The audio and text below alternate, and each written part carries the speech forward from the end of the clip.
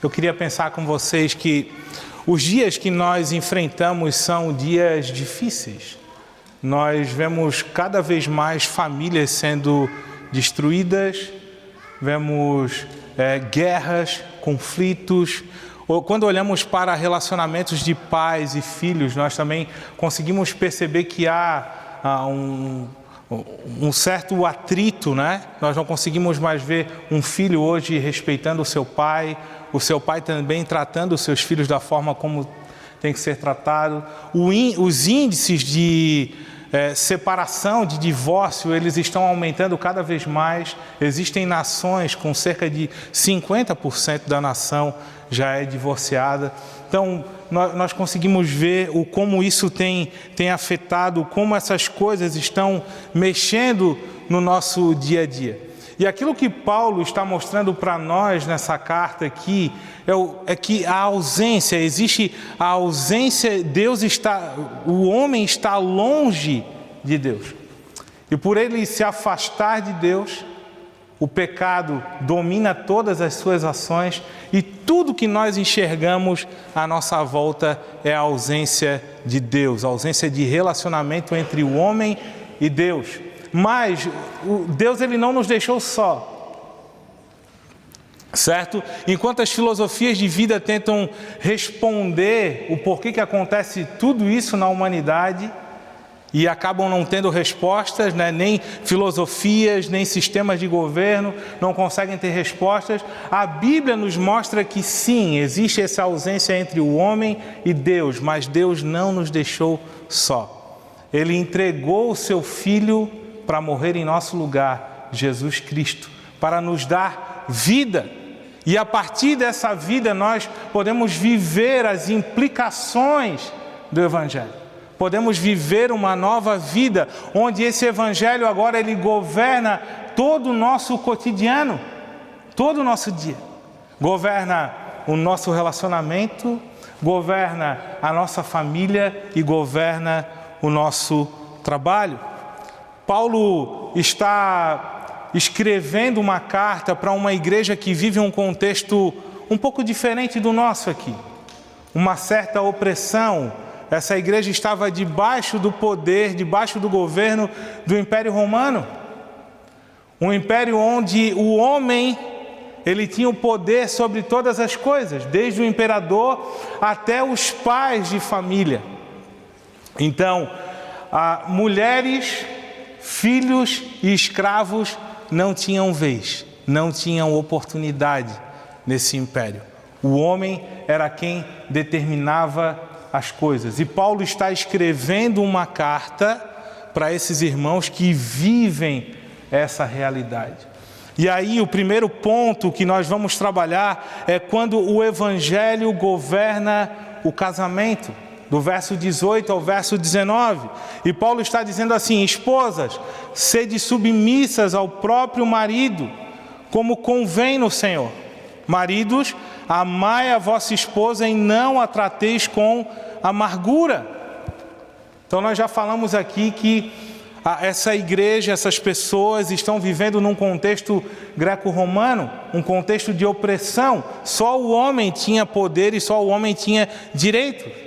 As mulheres, os filhos e os escravos eram oprimidos. E nós precisamos olhar para esse contexto. Uma sociedade onde mulheres não tinham essa mesma igualdade, não tinham voz. E os escravos eram apenas propriedade. Havia sim esse conceito de o poder absoluto do patriarca. E é exatamente nesse contexto que Paulo agora apresenta uma nova ética. Uma nova forma de viver essa vida, baseada no Evangelho. Mas repara que Paulo ele não promove uma revolução social pela força, pela guerra. E é isso que me chama a atenção. Paulo ele não está incitando as pessoas para que se levantem agora e vá guerrear contra o Império Romano. Não é isso que Paulo faz. Paulo ele vai trabalhar o Evangelho no dia a dia. E ele começa pelo casamento. E naquele tempo, quando nós olhamos naquele tempo, Tanto no mundo judaico quanto no mundo greco-romano, o casamento ele era profundamente desigual. O marido tinha todos os direitos e as mulheres só tinham deveres. Havia opressão e desequilíbrio. E é então que Paulo entra nesse cenário, mas ele dá uma orientação para as suas esposas, para as mulheres. E ele vai dizer: mulheres, sujeitai-vos aos vossos maridos como convém no Senhor. Ou mulheres, sejam submissas aos vossos maridos como convém no Senhor. É lógico que essa palavra tem um certo peso para o nosso tempo. Quando nós olhamos para submissão, quando nós olhamos para sujeitai-vos, rapidamente nós vamos pensar que essa mulher ela tem que ser oprimida, ela tem que obedecer, ela tem que só seguir as ordens do seu marido.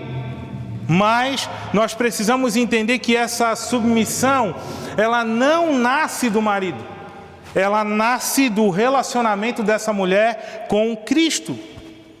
Uma mulher que vive debaixo do senhorio de Cristo, naturalmente ela vai ser submissa ao seu marido, ao seu esposo. Isso é um princípio, e nós não podemos fugir daquilo que a palavra do Senhor está falando para nós. Se a palavra está dizendo que a mulher deve ser submissa, não é uma questão de inferioridade, certo? Não é uma questão porque as mulheres são menores do que os homens, não. É uma questão de estrutura familiar. É isso que Deus definiu desde o Éden, uma estrutura familiar. E o que Paulo está falando aqui para os irmãos é isso: mulheres, sejam submissas aos vossos maridos como convém em Cristo. Mas é uma submissão relacionada com essa relação da mulher com Cristo. Mas atenção! Então, se é uma relação dessa mulher com Cristo, se Cristo é o Senhor dessa mulher, essa submissão ela não é absoluta. Ela nunca pode levar alguém a desobedecer a Deus. Me explica, pastor, como que a gente faz isso? Vamos supor, a lei de Deus diz em um dos seus mandamentos que nós não devemos roubar, ok? Certo? Não devemos furtar. E aí o seu esposo chega, tem uma empresa, e ele diz: olha mulher, nós devemos fazer isso daqui. Desse jeito nós vamos ganhar uns euritos a mais. O que essa esposa deve fazer nesse momento? Deve concordar com seu marido? Não. Isso, Cláudio já balançou a cabeça. Não deve, porque isso está contra a lei de Deus. Então todas as vezes que o seu marido, mulher, se colocar contra a lei de Deus, você tem toda a permissão do Senhor de não obedecer essa vontade dele. Você não precisa ser submissa a isso. Isso não é absoluto. Agora, quando o seu marido está guiando bem a sua casa, quando o seu marido faz aquilo que é correto diante da lei do Senhor, você tem todo o dever de ser submissa a esse homem que o Senhor colocou como líder da vossa casa. E é isso que Paulo está falando. Mas, repare que Paulo está falando para as mulheres serem submissas, e isso é uma ordem do Senhor, é um princípio do Senhor. Mas, a seguir, no verso 19, Paulo ele parece que engrossa um pouquinho o lado para os homens aqui. Porque Paulo vai falar assim: ó, maridos, amai vossa esposa e não a trateis com amargura. E aqui tem algo importante para a gente pensar. O padrão do marido aqui, do esposo, ele é altíssimo. Não é domínio, é amor sacrificial. A palavra que Paulo está usando aqui para amor é agapau. Está falando de amor sacrificial, o mesmo amor que Cristo teve pela sua igreja. Lembra qual que é o amor que Cristo teve pela sua igreja? Uma cruz, os pecados sobre os seus ombros. Então, o nível aqui é alto. Paulo está dizendo assim: ó, mulheres sejam submissas, mas maridos, amem as suas esposas, assim como Cristo amou a igreja. Paulo escrevendo aos Efésios, capítulo 5 e verso 25, ele vai falar sobre isso. Cristo amou a igreja e se entregou por ela. Ou seja, não é um domínio, é um amor sacrificial, é uma entrega, é uma proteção, é um cuidado. O marido não é chamado a controlar, ele é chamado a se entregar, a cuidar, a servir, a proteger, a amar com paciência e com graça. Gente, nenhum marido aqui, nenhum esposo vai ter problemas das suas mulheres serem submissas se vocês amarem elas como Cristo amou a igreja. Isso é. Se você amar a sua esposa como Cristo amou a igreja, você não vai ter problema com submissão. Percebam isso. E olha só, mas Paulo, além de falar sobre o amor sacrificial, Paulo fala sobre algo a mais. Ele diz, não as trateis com amargura. Isso fala de dureza, de impaciência, de palavras que ferem, de atitudes que quebram o relacionamento. É isso que Paulo está falando. Não tratem as vossas mulheres desse jeito. Percebe o que está acontecendo aqui? Paulo está no meio de uma sociedade que vive totalmente o contrário. E ele começa a plantar uma semente, uma ética nova no meio desse povo e falando, olhem para as suas mulheres diferentes, meus irmãos. Olha, vocês que estão ouvindo, olhem para as suas mulheres diferentes, amem elas como Cristo amou vocês. Cuidem. Obrigado, querida.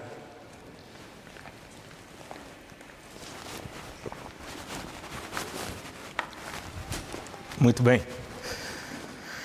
E aí Paulo traz isso daqui, no meio dessa sociedade quebrada, e ele não com força, não com violência, mas com o Evangelho.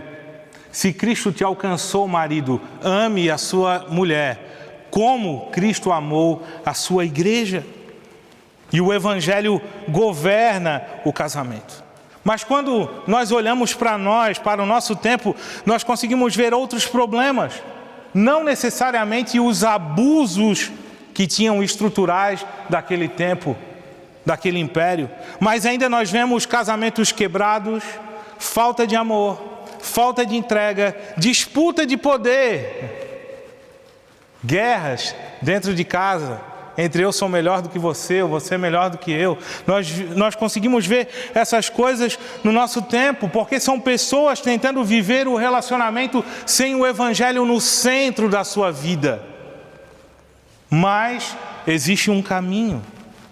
Quando o Evangelho governa o nosso relacionamento, a submissão ela deixa de ser opressão. O amor deixa de ser egoísmo. E surge algo novo. Um relacionamento totalmente moldado por Cristo. Irmãos, nós precisamos trazer isso mais para a nossa realidade. Hoje, quando nós falamos de casamento, e nós não podemos entrar nessa ideia do que o mundo à nossa volta prega para a gente. Quando nós falamos de casamento, nós pensamos que casamento é algo ruim, é uma prisão, é um peso. Você já não ouviu essas coisas? Ih, agora tu está preso. Agora é algo ruim que vai acontecer. Agora tu não vai mais poder viver. Nada disso. O casamento não é problema. O problema é viver o casamento sem o Evangelho. Esse é o problema. E aqui eu queria falar com as esposas agora. Nós vivemos num tempo, mulheres, que muitas vezes se diz, eu não preciso de homem, eu não preciso de ser liderada, mas o Evangelho nos chama para algo diferente. Uma relação de confiança, uma postura que honra o Senhor. O casamento foi algo que foi desenhado por Deus lá no Éden. Nós nascemos com esse desejo de nos relacionarmos, de ter uma família. O Senhor criou isso em nós. Está lá no Gênesis. Essa ideia que anda por aí, deixa ela de lado. Porque nós que somos seguidores de Cristo, nós que fomos alcançados por esse Evangelho, nós devemos viver as implicações desse Evangelho. Agora, maridos, homens, precisamos olhar para nós com honestidade. Como temos falado? Como temos tratado as nossas esposas? Muitas vezes nós somos impacientes, nós somos duros, nós somos rabugentos, nós criamos problemas desnecessários, nós criamos tempestades em copo d'água. Mas o texto nos chama para algo muito mais elevado. Tenham palavras amáveis, tenham palavras doces, atitudes generosas para com as suas esposas. Sejam rápidos em perdoar. Parem de guardar arquivos, mágoas, memórias. Parem com isso, por favor. Que logo quando vem uma discussão, nós já trazemos tudo à tona de novo. Parem com isso. O que Paulo está mostrando para nós é que nós devemos tratar as nossas esposas não como as outras, como o mundo trata. Como os homens que não seguem a Cristo tratam. Nós devemos amar as nossas esposas. Eu falo primeiramente para mim. Eu vinha dentro do carro e vinha falando com a minha família. Eu falava assim, ó, meninas, eu só tenho mulheres em casa. Um bruto. Uma pedra bruta. E o Senhor colocou 5 mulheres para eu cuidar. E eu falo isso com a Larissa. Eu falo assim, cara, que loucura é essa? O que o Senhor quer comigo? Mas o Senhor tem me transformado ao longo dos anos, e isso é maravilhoso. Ao longo de 16 anos de casamento com a Larissa. E esses dias nós estávamos conversando e eu falei, e aí, Larissa? Eu faço umas perguntas assim, eu sou meio...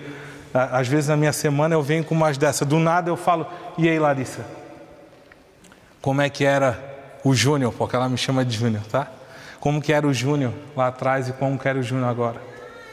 E eu consigo ver ela falando, não, tem mudança, tem transformação. E eu vinha dentro do carro e vinha falando para as meninas assim, ó, preste atenção na mensagem hoje. Tem muita coisa que o Senhor quer falar com a gente nessa tarde hoje através dessa mensagem. Para mim e para vocês. E agora o Senhor está falando comigo. Às vezes eu sou rabugento. Às vezes eu sou chato. Às vezes eu faço confusãozinha, eu faço. Sabe? Às vezes, sabe aquele dia que às vezes tu acorda e tu realmente queres bagunçar a casa. Eu às vezes sou assim também. Mas o que o Senhor está falando para a gente é, parem com isso. Amem as suas esposas como Cristo vos amou. Um amor paciente, um amor sacrificial, constante. Olha, andem com 1 Coríntios 13, lá do verso 4 ao 8, colado aqui, ó, o amor. Lembra o que Paulo está falando sobre o amor? O amor é paciente, é bondoso, é longânimo, ele não se ufana. Esse é o amor verdadeiro. E deixa-me dizer algo aqui também para vocês, homens. Vou falar mais para os homens hoje. Quando você ama assim, você cria um ambiente onde o casamento floresce e você começa a viver os melhores dias da sua vida. Quem aqui já foi preparado por mim no casamento? Eu estou vendo que é o Bruno e a Luísa. E eu falo sempre, quando eu preparo casais para casamento, eu sempre falo uma coisa. Se vocês tiverem Jesus no centro da vida de vocês, vocês viverão os melhores dias da vida de vocês. Jesus, o Evangelho, precisa estar no centro do relacionamento de vocês. E eu digo que é possível viver os melhores dias da vida de vocês. Porque eu tenho vivido isso, minha gente. E eu sei que isso é uma verdade. Então, parem com essa brabeza toda, parem de ser rabugento, parem de ser chato. Ame a sua esposa, esqueça das coisas que passaram e olhem para a sua esposa com o olhar de Cristo.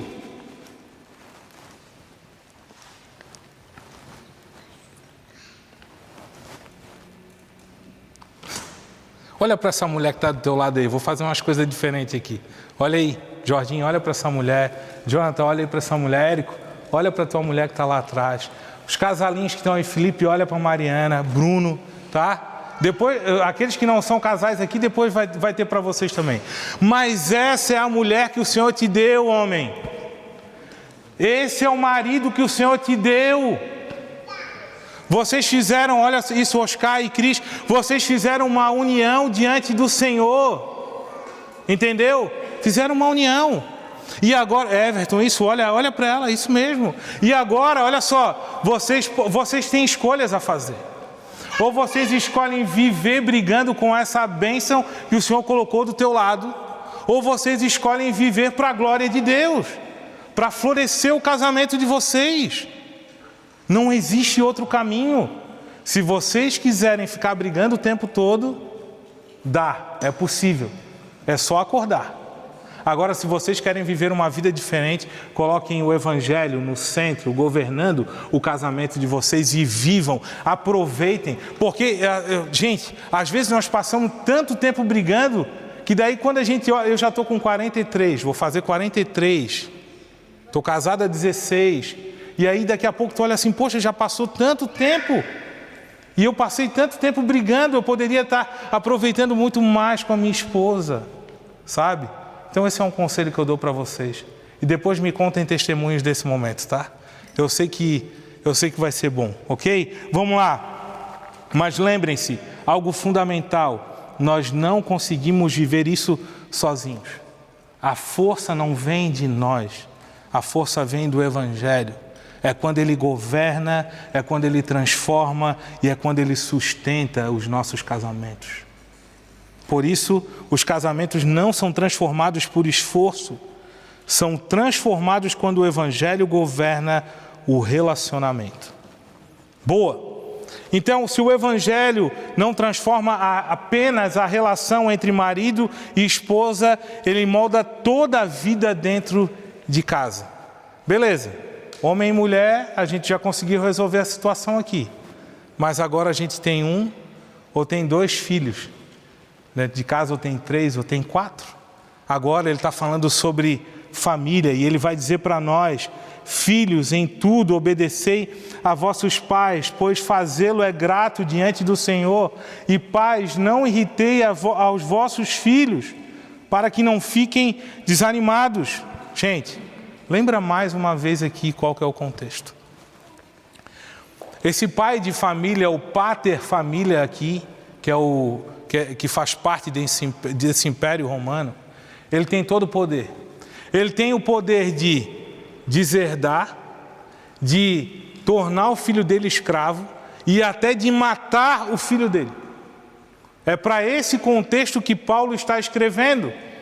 Mas, mais uma vez, Paulo ele não incita a um motim, a uma rebelião. Paulo trabalha mais uma vez com o Evangelho e ele fala para esses meninos e para essas meninas o seguinte: filhos, em tudo obedecei aos vossos pais, pois fazê-lo é grato diante do Senhor. Imagina filhos que eram oprimidos, filhos que eram escravizados ou ainda tinham até um medo da morte porque poderia acontecer isso através do seu pai. E aí Paulo está dizendo: filhos, obedecei aos vossos pais. E em tudo é o que Paulo está falando. Não é só naquilo que me agrada, não é só naquilo que me deixa feliz. Paulo está falando: obedeçam os seus pais em tudo. Quando nós olhamos para o nosso tempo, talvez nós não temos essa opressão toda aqui. Nós não temos um pai hoje com o direito de fazer o que ele quer com o filho, ok? Nós temos até dificuldades, muitas das vezes, de ensinar aos nossos filhos porque os governos, eles nos oprimem. Isso é fato. E há vários casos que a gente sabe, principalmente em Portugal, a respeito disso. Nós não vivemos essa realidade, mas nós vivemos uma realidade em que os filhos não honram os seus pais, não obedecem o seu pai e a sua mãe. E, gente, o filho que não obedece o seu pai e sua mãe, ele não vai conseguir obedecer qualquer outra autoridade. ele vai desobedecer professores, policiais, qualquer autoridade que estiver acima dele, ele não vai obedecer. E a palavra do Senhor está nos mostrando nessa tarde que os filhos devem ser obedientes aos vossos pais no Senhor. Ainda quando nós olhamos para Efésios 6, nós vamos ver que Paulo está falando, é praticamente o mesmo texto, e Paulo está falando: filhos, sede obedientes aos vossos pais no Senhor, pois isso é justo. Honra teu pai e tua mãe. Este é o primeiro mandamento com promessa, para que vivas bem e tenhas vida longa sobre a terra. Ainda está falando de que quando nós obedecemos o nosso pai e a nossa mãe, nós temos a certeza de que viveremos bem e que teremos vida longa sobre a terra. Eu tenho falado isso para as meninas várias vezes, por isso que eu já memorizei Efésios 6, do 1 ao 3. São os primeiros versículos que as minhas filhas memorizam em casa, Efésios 6, do 1 ao 3. Porque elas precisam entender esse princípio. E quando o filho desobedece o pai e a mãe, ele está pecando contra o Senhor. Ele está desobedecendo a lei do Senhor. E eu não posso ver o meu filho desobedecendo a lei do Senhor. Eu preciso ensiná-lo, eu preciso instruí-lo sobre isso. Então, filhos, crianças que estão aqui, o Senhor deu papai e mamãe para vocês obedecerem. Meninas, meninos que estão aqui, o Senhor deu os pais de vocês. Ele colocou vocês dentro desses lares e deu a responsabilidade para esses homens e mulheres ensinarem vocês. E vocês devem honrá-los e obedecê-los. E lá na frente, vocês verão com certeza como isso vai fazer diferença na vida de vocês. Entenderam isso? Mas o texto avança e não fala só dos filhos. O texto fala dos pais. Pais, olha o que o texto está falando para a gente. Pais, não irrites os vossos filhos. Não irriteis os vossos filhos, para que não fiquem desanimados. Os filhos têm o dever de obedecer os pais, mas os pais também têm o dever, essa nova ética cristã, os pais também têm o dever de não irritar os filhos. Mas como que a gente irrita os filhos? E aqui é interessante porque se você olhar a palavra no original, ela está falando mais específico para o homem, o pater. Quando nós olhamos para os filhos obedecer os pais, não é a mesma palavra que Paulo está usando aqui. Paulo agora está se dirigindo à figura masculina, porque quem sabe os pais têm mais essa facilidade de irritar os filhos. É isso, se você já olhasse assim para mim, provavelmente os pais têm mais essa facilidade de irritar. Não? Tá. É igual? Ah, igual. Então, tudo bem, é igual. Mas olha só, o que é o irritar aqui? O que nós podemos entender como o irritar aqui também? O irritar é a falta de coerência muitas das vezes. Eu falo para o meu filho que ele deve falar a verdade. Mas aí o telefone toca e eu falo: filho, atende e diz que o pai não está. Que confusão que tu vai trazer na cabeça da criança. O irritar também pode ser a falta de presença. O teu filho está te procurando, quer conversar contigo, aí tu chega em casa, depois de um dia de trabalho, o que tu quer fazer? Quero sentar na frente da televisão e quero assistir minha série de Netflix, e o filho, pai, falando: deixa para lá que eu quero assistir aqui. Isso é uma forma de irritar. Outra forma de irritar é a questão dos elogios. O seu filho vem e faz um teste de matemática e de 100 ele tira 90. Aí ele chega todo feliz: pai, olha o meu teste. E a primeira coisa que o pai fala: quando que tu vai tirar o 100?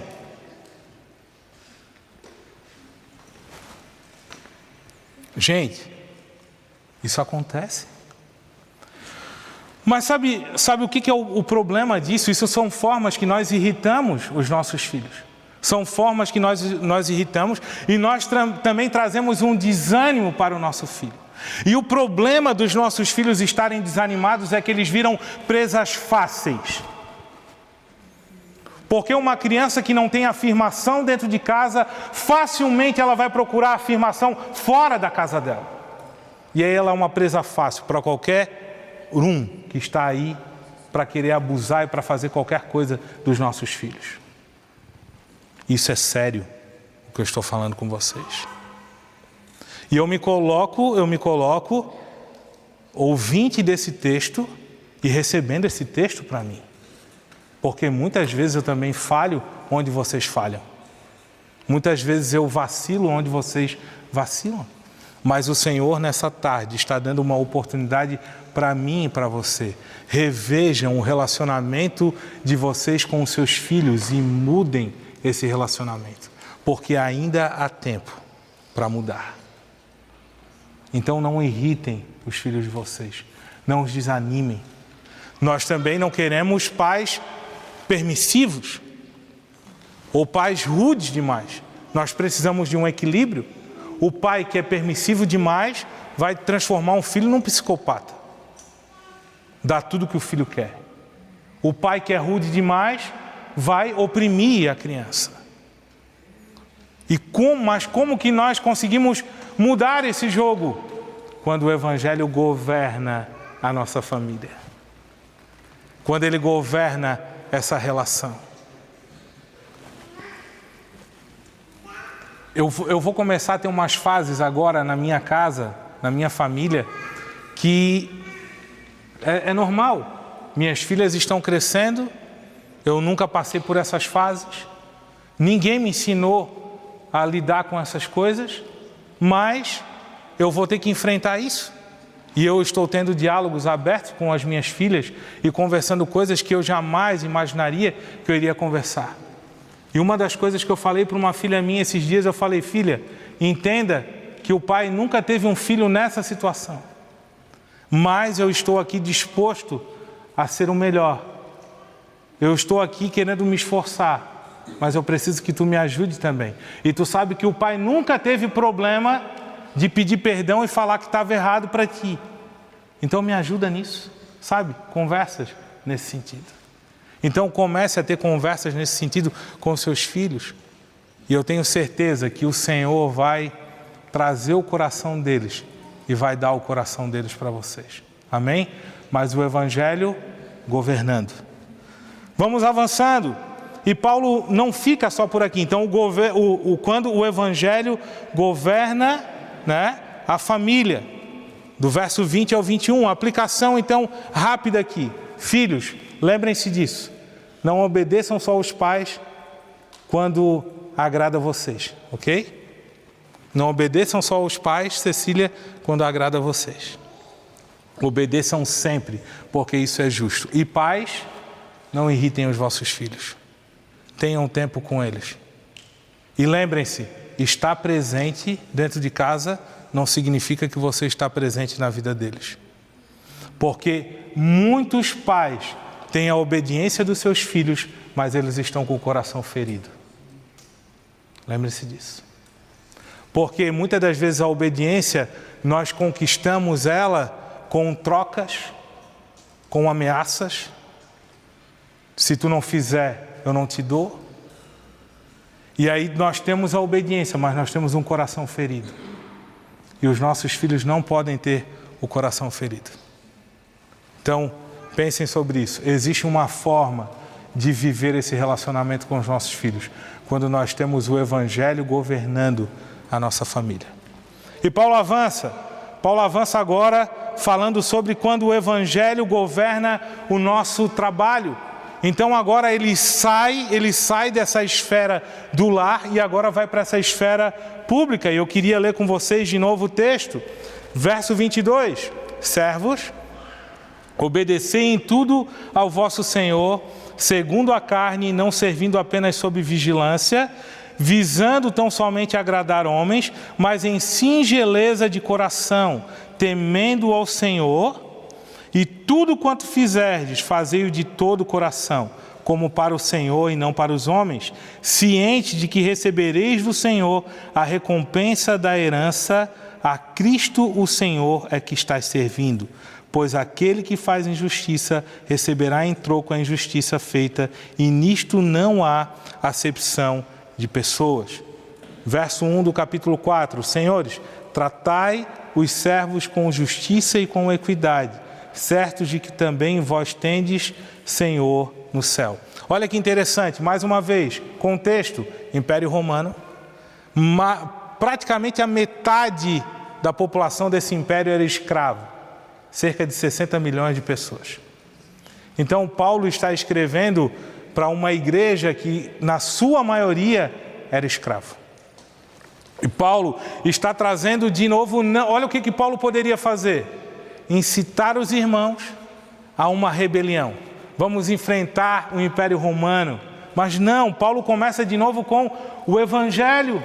Paulo vai dizer: servos, obedecei em tudo ao vosso Senhor, segundo a carne, não servindo apenas sob vigilância. Talvez alguns críticos poderiam dizer: tá, mas por que Paulo não enfrentou a escravidão? Por que ele não afrontou o império? Paulo também era inteligente. O Império Romano era um império que derrotava a todos naquele tempo. Paulo sabia que se ele levantasse uma rebelião, com certeza, eles iriam esmagar esses escravos. Esses escravos iriam sumir com o cristianismo. Paulo então decide, de forma inteligente, plantar uma semente no coração desses escravos. A semente do Evangelho. Viva o Evangelho no dia a dia. E agora Paulo está dizendo, lembra dos filhos? Obedecei em tudo. Agora Paulo está dizendo, servos, obedecei em tudo. E quando Paulo está falando isso daqui, olha só que interessante, Paulo está falando não segundo a carne, servindo apenas sob vigilância. O termo que Paulo está usando aqui da vigilância é como se eu trabalho só quando o chefe está me olhando. Essa é a ideia. A palavra, eu não vou me arriscar aqui falar a palavra, mas é nesse termo que Paulo está usando, certo? Então, quando o chefe chega, eu estou aqui trabalhando. Quando o soldado romano chega, eu começo a quebrar pedra. E Paulo está dizendo, não faça desse jeito. Não trabalhe só porque alguém está te vendo. Paulo está dizendo, como só para agradar os homens, mas Paulo está dizendo, mas com singeleza, com sinceridade de coração, temendo ao Senhor. E aí Paulo dá uma virada e ele diz no verso 23, tudo quanto fizerdes, fazei-o de todo o coração, como para o Senhor e não para os homens. Aqui Paulo virou. Aqui Paulo está falando de culto. Lembra da nossa primeira pregação? Que a nossa vida é um culto? Que tudo que nós fazemos, nós estamos cultuando a Deus. Paulo está falando assim, o teu trabalho é um culto ao Senhor. É uma adoração, porque você não está fazendo aos homens. Mas nós precisamos deixar uma ideia bem clara aqui. Eu acho que você já deve ter escutado isso. Quando eu chegar no céu, eu quero conversar direto com Adão. Porque foi por causa do pecado que agora eu estou trabalhando aqui. Agora que eu estou suando. Mas deixa eu te dizer, isso é uma mentira. Porque o trabalho vem antes do pecado. Nós fomos criados para o trabalho. Gênesis 2 vai falar que o homem foi colocado no jardim para cultivar e guardar. A palavra cultivar é trabalho.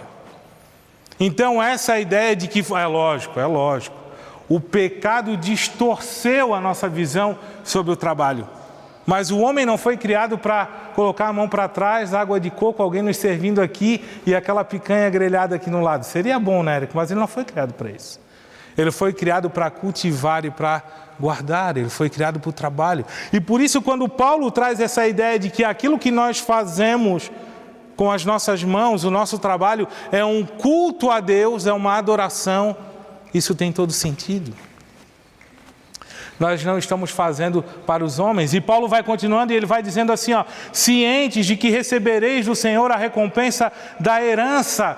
Outra virada de Paulo aqui, Paulo está falando para escravos. Escravos, meus irmãos, naquele tempo eram conhecidos como ferramentas que falam. Era um objeto, era um escravo. Ele não tinha direito, ele não tinha nada. Aí Paulo está dizendo assim, ó, vocês que são considerados ferramentas que falam, tem uma herança reservada para vocês. Paulo está falando, vocês são herdeiros, mas a herança que Paulo está falando aqui não é essa herança terrena.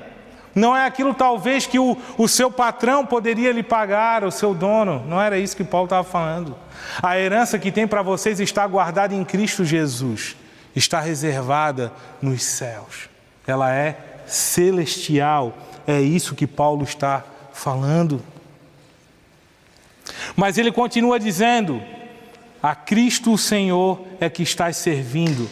E ele diz mais no 25, pois aquele que faz injustiça receberá em troco a injustiça feita, e nisto não há acepção de pessoas. Paulo está pegando tanto o patrão, quanto o funcionário, quanto o escravo, está colocando no mesmo patamar. Diante do Senhor não existe acepção de pessoas. Vocês são iguais, isso é a ética do reino. Isso é a ética de Cristo, é uma nova ética que Paulo está plantando no meio desse povo, mas tentando contextualizar para mim e para você. Quantas vezes nós já trabalhamos, nós já mexemos no mouse ou nós movimentamos quando o nosso patrão estava perto ou estava por chegar? Quantas vezes realmente nós não olhamos para o trabalho como um benefício que o Senhor tem nos dado e uma oportunidade de glorificar o nome dEle? E nós achamos aquilo um saco, chato, e eu quero fazer outra coisa, e a gente fica revoltado. Quantas vezes nós já fizemos isso? Quantas vezes eu já fiz isso? Mas o que o Senhor está falando para nós aqui nessa tarde é que nós devemos olhar para o nosso trabalho com um olhar diferente, com um olhar de culto. Naquele lugar eu estou servindo ao Senhor e não a homens. E aí você vai ver como você vai trabalhar diferente, e é isso que Paulo está falando. Ele está mudando o jogo, ele está falando, olha, vocês não estão trabalhando para esses patrões aí. Vocês estão trabalhando para o rei que governa. E a herança de vocês, o salário de vocês, já está reservado, está guardado. É isso que Paulo está falando, mas ele fala dessa questão de injustiça, de igualdade. Aquilo que você fizer, com certeza você vai colher. E ele caminha dizendo, senhores, tratai os servos com justiça e com equidade, certos de que também vós tendes Senhor nos céus. Lembra, olha, perceberam a dinâmica? Paulo usou primeiro mulheres, crianças, filhos e escravos. Mas ele sempre usa, falando para as mulheres usarem o Evangelho, né, deixarem o Evangelho governar a vida delas e serem submissas, mas o homem tem o compromisso de amar. Os filhos devem obedecer aos pais, porque isso é justo no Senhor, mas os pais também têm o dever de não irritar os seus filhos e não desanimarem os seus filhos. E agora ele está falando que os escravos devem obedecer aos seus senhores, mas por último ele diz, senhores, tratai os servos com justiça e com equidade. O Senhor não gosta de exploração. O Senhor não gosta de opressão, de patrões que são opressivos sobre os seus funcionários. Mas lembre-se, talvez o teu patrão, ele não foi alcançado pelo Evangelho. Então a gente não tem muito o que esperar da parte dele. Mas nós aqui que temos negócios ou que somos patrões, nós que lideramos pessoas, como que nós lideramos as pessoas que estão abaixo de nós? Somos opressores? Tratamos como nós somos superiores a eles? Ou somos iguais? Ou tratamos eles com justiça e com equidade? É uma nova ética, é uma nova forma de enxergar o mundo. E nos ajuda também, muitas das vezes, a enxergar por que os nossos patrões agem desse jeito. Porque muitas das vezes, o Evangelho não governa a vida deles. E em vez de criar raiva no meu coração, me impulsiona para a missão. Até rimou, né? Em vez de criar raiva no meu coração, me impulsiona para a missão. Porque se eu apresentar o Evangelho para ele, eu tenho certeza que ele vai agir de uma forma diferente. Paulo está falando isso sobre Filemão, lembra? Que está recebendo o escravo Onésimo. Mesma situação. E agora tu imagina que coisa linda e maravilhosa, né? Irmãos agora na igreja, patrão e escravo. Todos são iguais por causa do Evangelho. É o que Paulo está falando. Não há diferença, não há grego, não há judeu, não há escravo, não há homem, não há mulher, não há criança. Todos são iguais diante do Senhor. Essa é a ética do reino. É isso que Paulo está falando, é viver o Evangelho no seu dia a dia. Por isso que os patrões deveriam tratar eles com justiça e equidade. Aplicando para mim e para você, e aí eu finalizo esse ponto. Nós que somos alcançados pelo Evangelho, nós devemos ser os melhores funcionários da nossa empresa. Escutem isso. Nós que fomos alcançados pelo Evangelho, que vivemos a ética do reino, nós devemos ser os melhores funcionários da nossa empresa. Nós devemos entregar o máximo que nós temos, porque nós estamos cultuando ao Senhor. Nós devemos deixar saudade. Quando eu saio daquele emprego, eu devo deixar saudade. As pessoas devem sentir a minha falta. Aquele era um bom funcionário. E eu confesso para vocês que eu às vezes escuto coisas que olha, isso não é verdade. Eu já escutei vários empregadores falar, olha, eu não contrato mais cristão. Eu assim, sério, cara, por quê? Não, para mim não dá.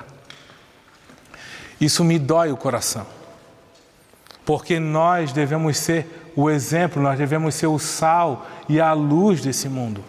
Nós devemos trabalhar com honestidade, sermos fiéis, porque nós estamos cultuando ao Senhor.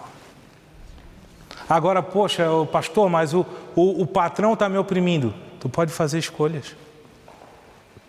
Saia então, peça para sair e procure outro lugar. Não estou dizendo aqui que você vai ter que apanhar, vai ter que sofrer, vai ter que ser humilhado. Não, não é isso. Eu estou falando que você precisa fazer essa leitura. Você não pode participar das rodinhas. E olha que isso acontece, né? Eu tive uma empresa que ela tinha 20 metros quadrados.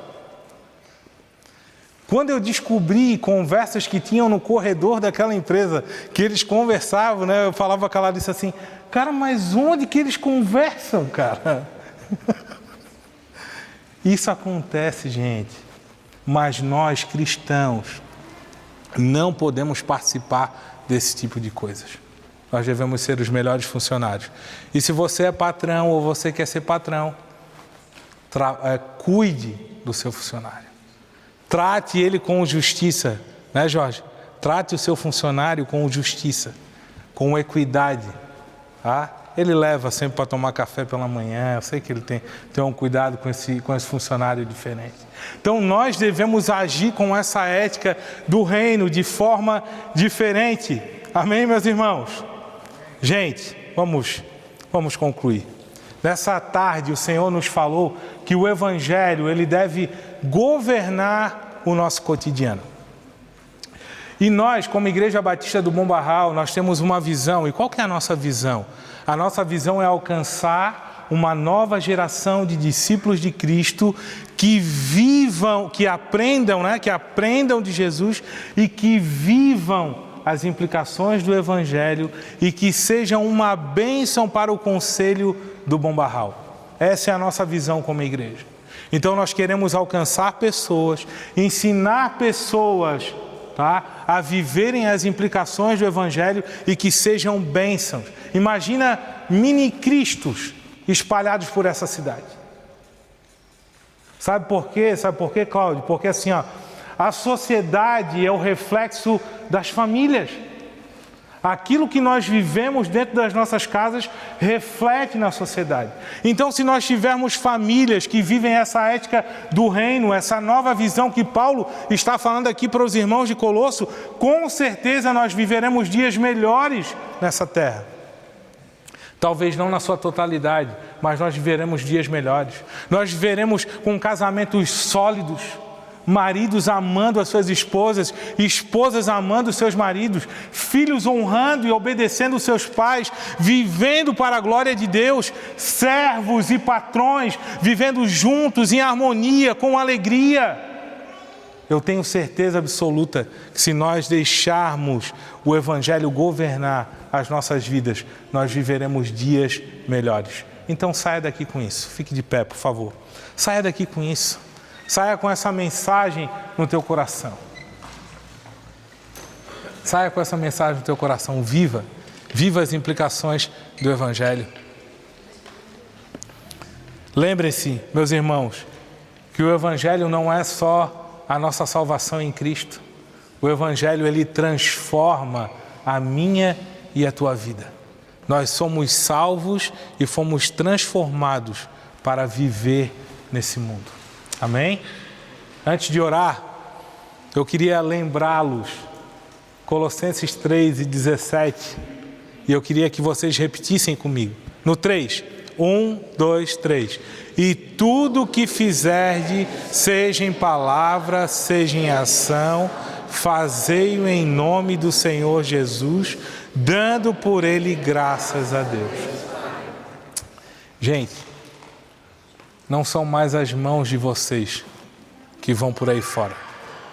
Não é mais a boca de vocês que vai por aí fora. Vocês representam um Senhor e o nome dele é Jesus Cristo. Tudo quanto vocês fizerem, façam em nome do Senhor Jesus Cristo. Lembrem-se que o primeiro sermão que qualquer pessoa escuta aí fora é a nossa vida prática. O nosso vizinho, antes de escutar uma palavra tua, ele já escutou várias vezes que tu já pregasse ou despregasse quando tu trata a tua esposa mal ou os teus filhos, ou quando a tua esposa te trata mal. O primeiro sermão é a nossa vida. Lembre-se disso. Amém? Vamos orar? Pai, nós somos gratos, Senhor. Gratos pela Tua bondade, pela Tua misericórdia. Gratos porque nós compreendemos que a Tua palavra ela é viva, ela é eficaz e ela realmente traz mudança nas nossas vidas.